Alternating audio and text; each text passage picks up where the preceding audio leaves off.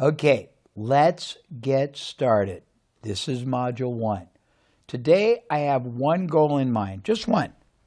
I want to install and instill in you the entrepreneur's mindset.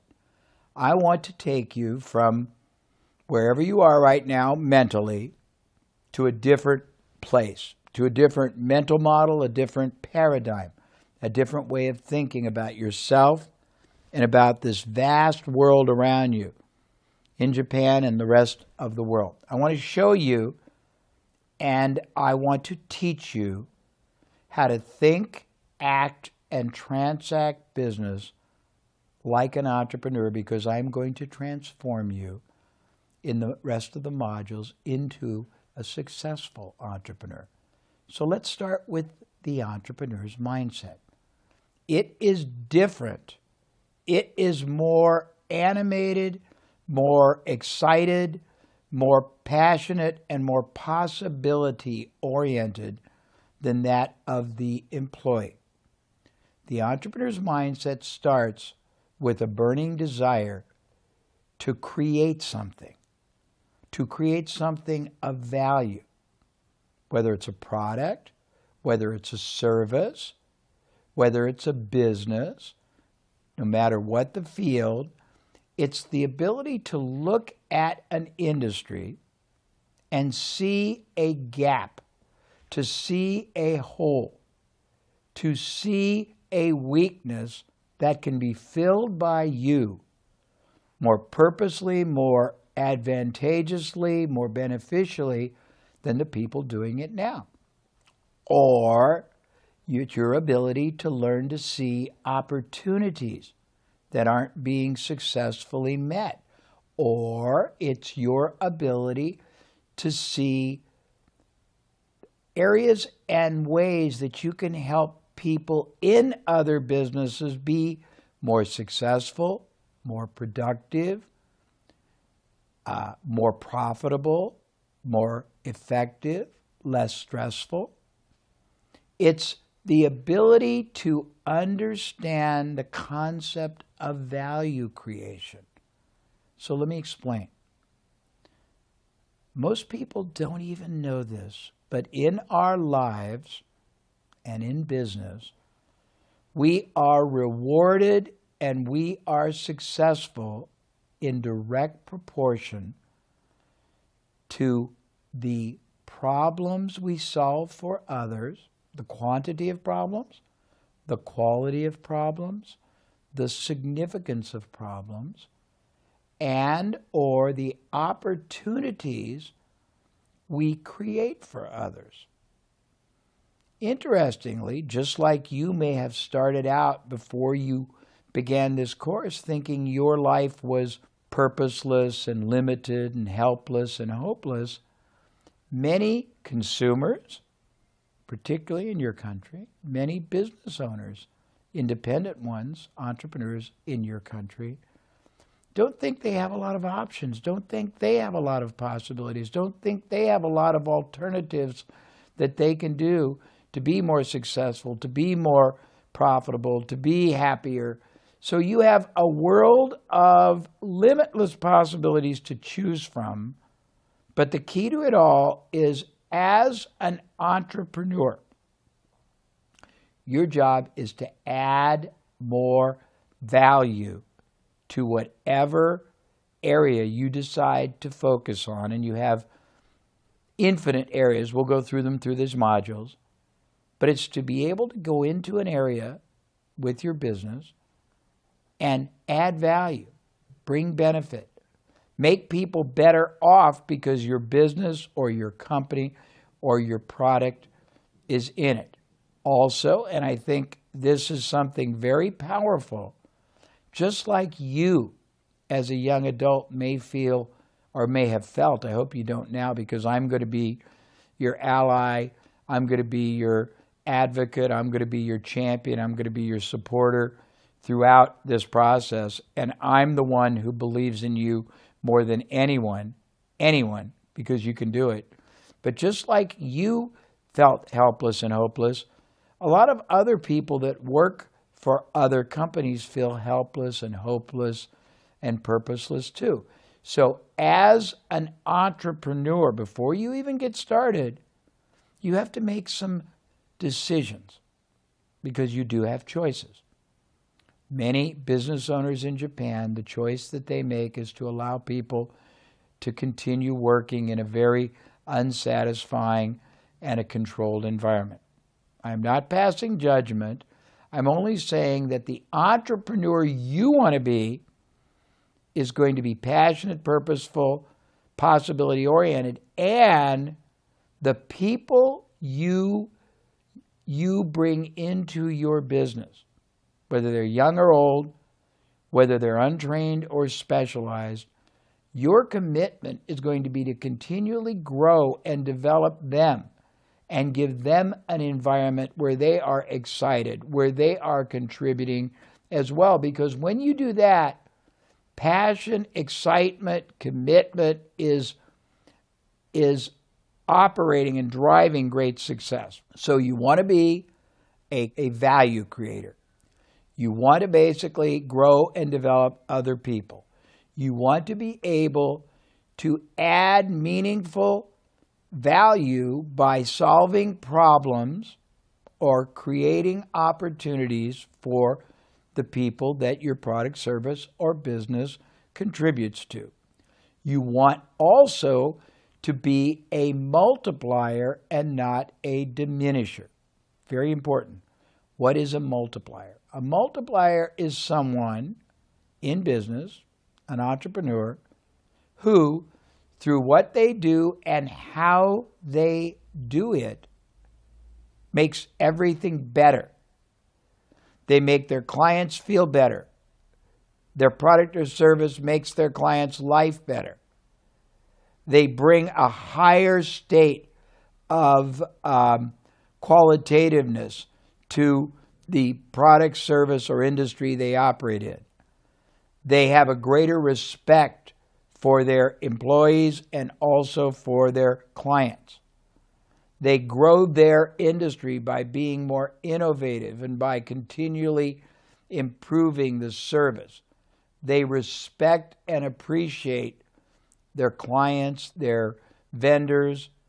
They are starting every day with a passionate focus on how many people they'll be able to add value to each and every day in as many ways as possible.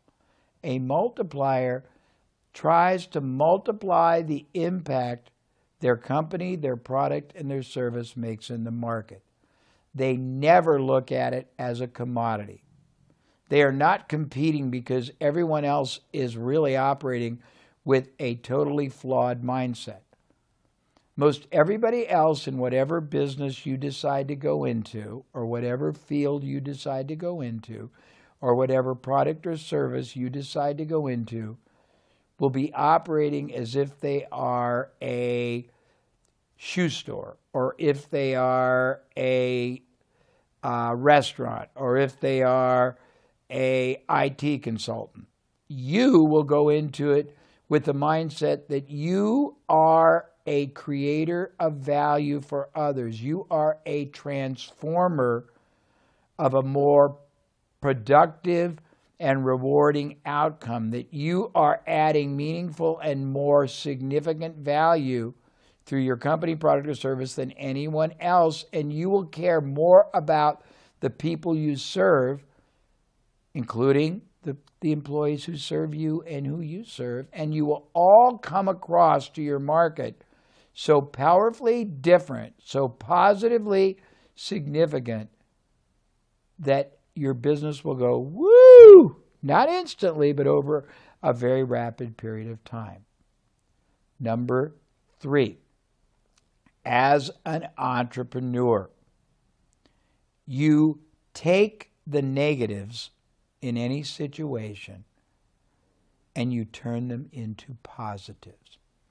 I have a philosophy, and I use a lot of metaphors, a lot of similes, a lot of examples, because they make it easier for you to see the possibilities. So in the martial arts field, there is a form of martial arts called Aikido. Basically, Aikido is a martial arts that uses the power and the force of the enemy back against the enemy to the Aikido master's advantage. So your enemy becomes your greatest weapon of success. In business, as a J. Abraham trained preeminent entrepreneur, you are going to use whatever the problems are, whatever the negatives are, whatever the weaknesses are, and instead of seeing them as a negative or a detriment, you are going to see them as the greatest opportunity. You are going to learn, not just magical or mystical, but through processes I will take you throughout the modules in this program. You're going to see how to turn any negative into a positive.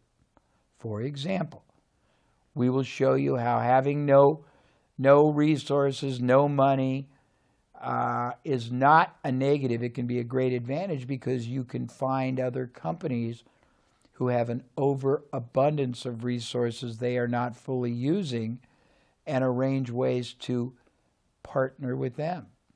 We will show you how lack of expertise or talent is not a problem because you can joint venture with people who possess talent. We will show you how you can penetrate any and as many industries in as many different product or service categories as you want by merely finding and making associations, alliances, and partnerships with other people who already own the trust and access to the market you want to sell to, market to, penetrate.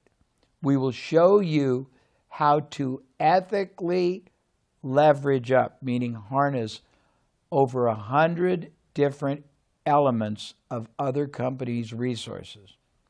We will show you that in any situation, what you think is your problem is really the opportunity to fill a problem for someone bigger. All you have to do is figure out who they are and what your advantage is to them, and people will eagerly do business with you, for you, partner with you, support you, finance you. We're going to teach you all of the different amazing choices you have. Let me share a few right now, just a few. First thing is you can start a business from scratch with no money at all and build it on a skill set that you have that other people don't, that you can offer full-time or part-time, whether it's you're great at organizing time, whether it's you're great at doing exercise, whether you're great at teaching computer. You can build a starting business that way. You can work for a company that has only one facility in one area, and you can make a partnership to take that facility and have them finance you opening another one, or at least licensing their business, if it's successful, and doing it in another city in Japan. You can get the rights to create new profit centers or service models or products and under the brand of other existing companies. You can partner with media, online, offline, magazines, newspapers, websites, social communities to create products or services. You can create service companies that do not have any employees or equipment, and joint venture with service companies that have employees and equipment but are not utilizing them fully, and have them provide the fulfillment, but you sell it under your company name. You can acquire rights to tangible items or intangible items. For example, you can get the rights to a product that is very popular in one industry but not even used in another industry, and you can get the exclusive rights to sell it in an industry where it doesn't exist. You can get the rights to help grow businesses' profits or save businesses money, and you don't have to even know how to grow businesses' profits or save them money. All you have to do is find other people who know how to do that and partner with them, bring them in to do it, and you can create half of the profit for yourself. I have, and I'm not going to teach it to you in this module, but I have 10 profit pathways that you can use to create for yourself perpetual, ongoing, recurring, passive income, meaning you don't even have to do more than set it up, negotiate the deal, and you keep getting income streams coming to you for long periods of time, sometimes for life. You can find a successful business outside of Japan and get the rights for no capital outlay to license, to franchise, to partner with other successful companies in Japan. You can find successful companies in Japan that have a model that would be very successful in other countries, but they've never taken it there, and you can license it. You can find prominent people. They can be celebrities, they can be business people, they can be athletes, and you can arrange to represent them and go to companies and make them that company's endorser and charge a fee plus a percentage of the improved sales that that endorsement creates, and you can take a permanent piece of that.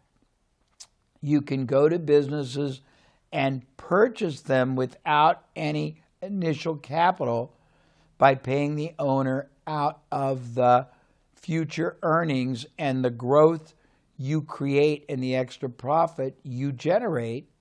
And I will teach you in one of the modules exactly how to do that. You can, this is so much fun, you can go and buy the rights to a kind of a business outside of Japan, bring it to Japan, and partner with a large facility. For example, here in the United States, there's a man that got the rights to a certain kind of a fast food restaurant, and then he went to large gas stations on the highways, and he relicensed them the right to put those restaurants inside their gas stations. He got a fee, but he got a percentage of the license that he shared with the company in Canada. There are people that just tie up or secure the rights to something and then sell those rights to someone else. Now, let me give you a few real examples, and I'm just introducing you. We're going to go through specific modules over time that help you really get clear on this. But number one, great story. I'm going to expand your mind with a bunch of stories. So I started out not having any education, not having any ability, but I was able to find people that had products that they had oversupplies of. They had already paid for the products. They weren't selling. They didn't have a lot of salespeople. The products were not in a lot of stores or appropriate locations. They were sitting in warehouses gathering dust. I made an arrangement to get control of those products and take them to retail stores, take them to restaurants, take them to hair salons, take them to health clubs, and place them in their facilities on an arrangement where nobody paid for the products until they had sold.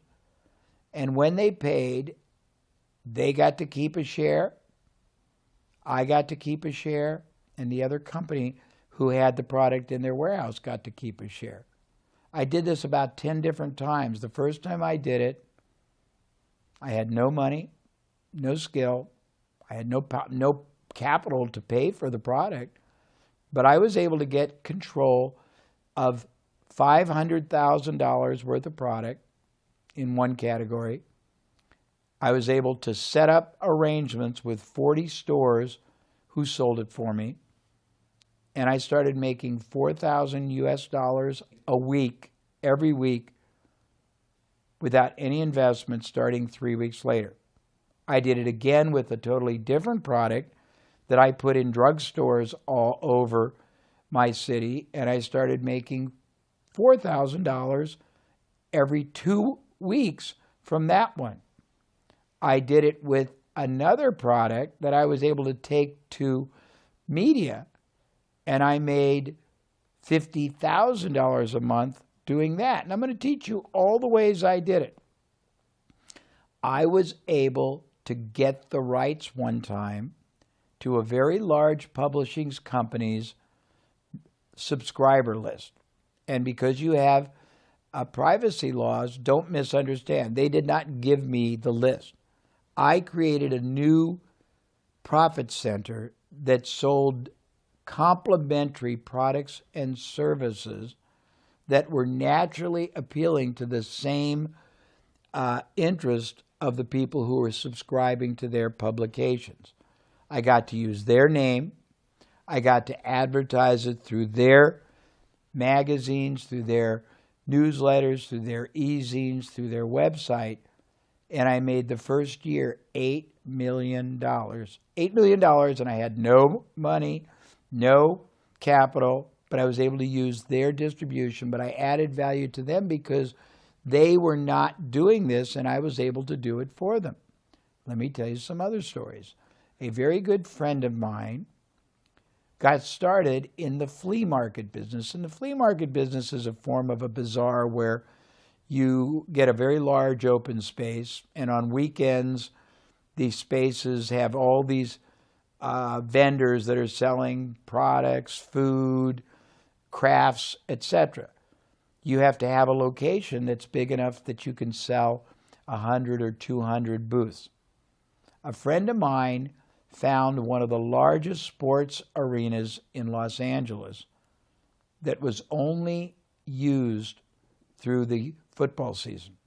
Nobody used it 3/4 of the rest of the year.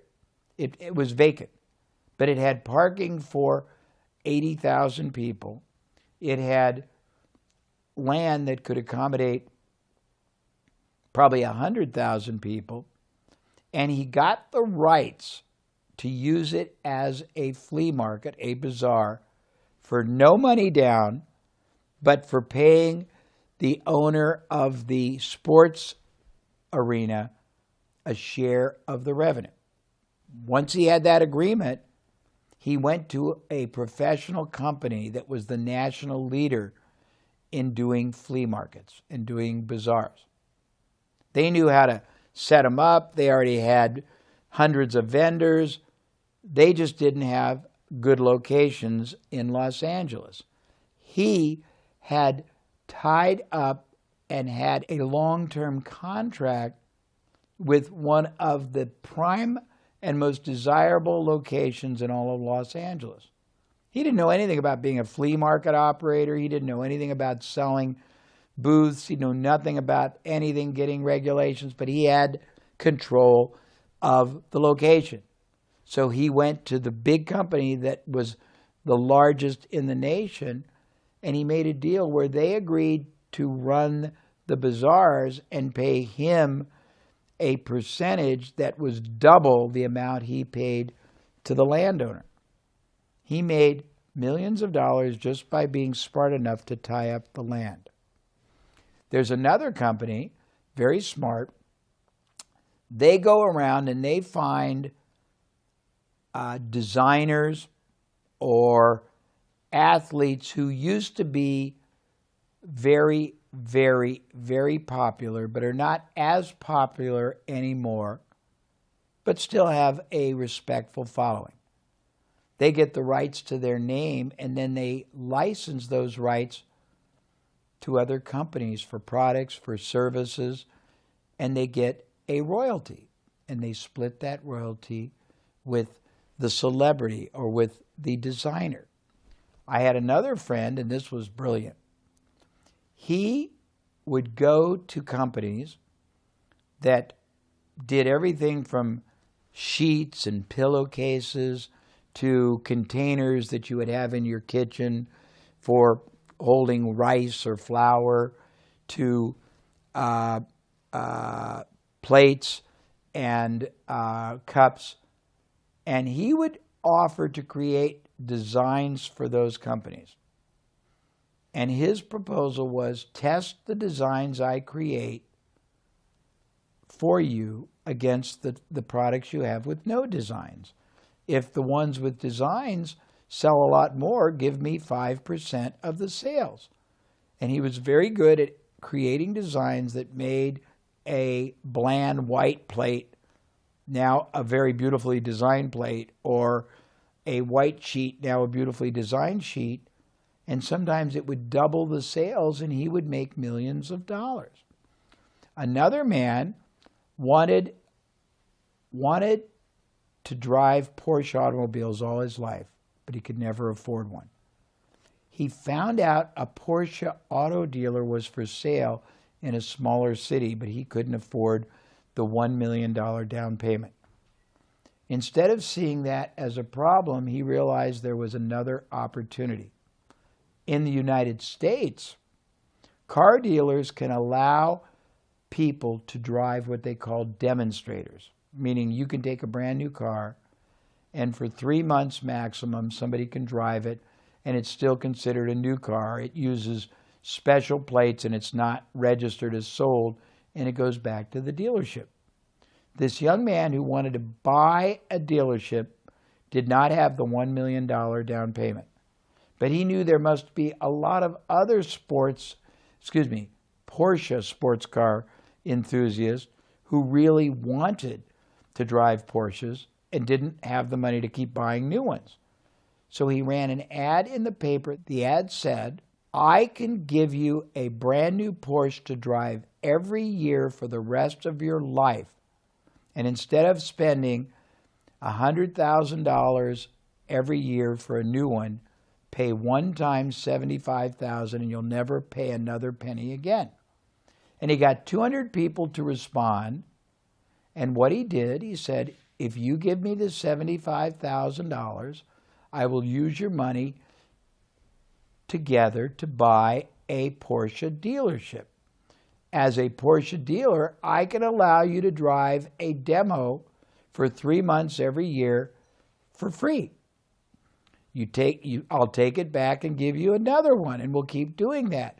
He used that simple philosophy, hopefully it makes sense, and he raised $3 million, bought the dealership, got $1.5 million extra as a bonus, never had to pay a penny in interest to the banks because it wasn't a loan, never had to pay a penny to any partners because it wasn't a partnership. They just got to use a Porsche every year.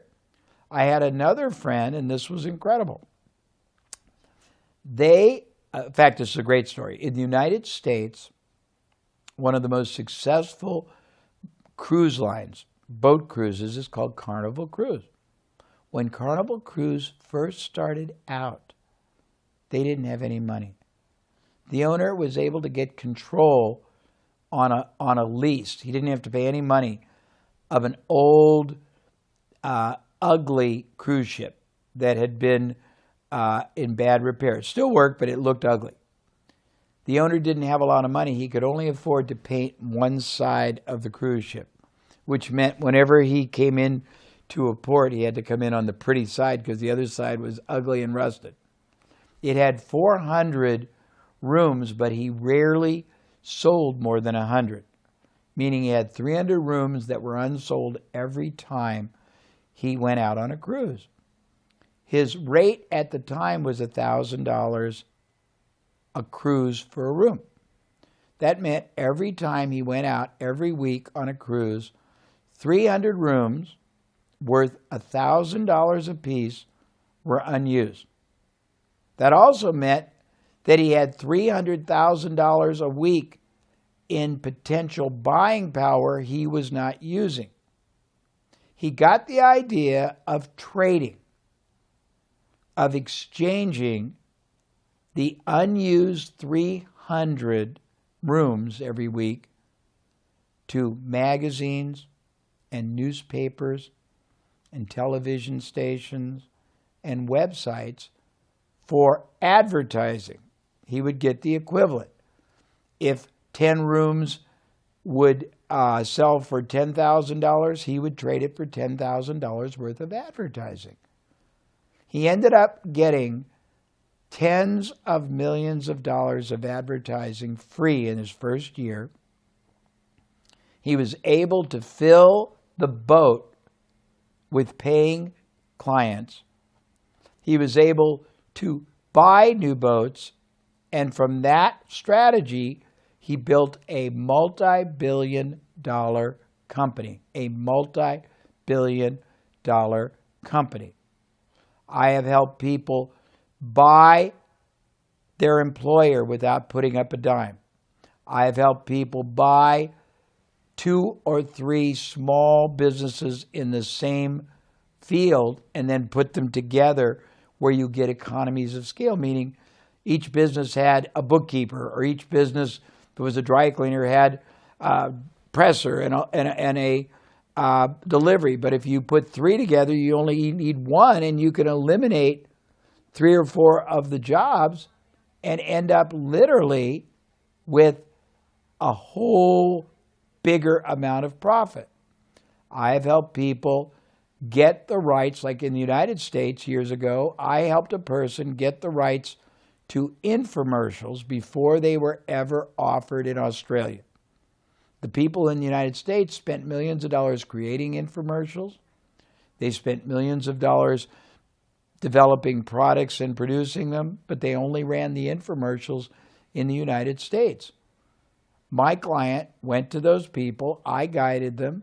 They would get the rights to use their $1 million investment in an infomercial. They'd get the right to buy the product from the client who already had paid for them, had paid all the manufacturing, who owned them, so my client could buy them one at a time for a great price. My client made $25 million in the first year.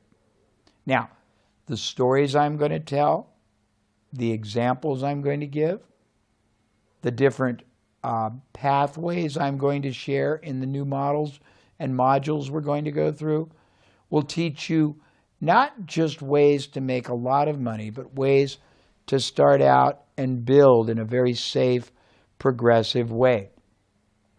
The example I give, if you know anything about ships, you'll know what locks are. Panama Canal, the Suez Canal, they have locks. And that means that what ships trying to come from one ocean to another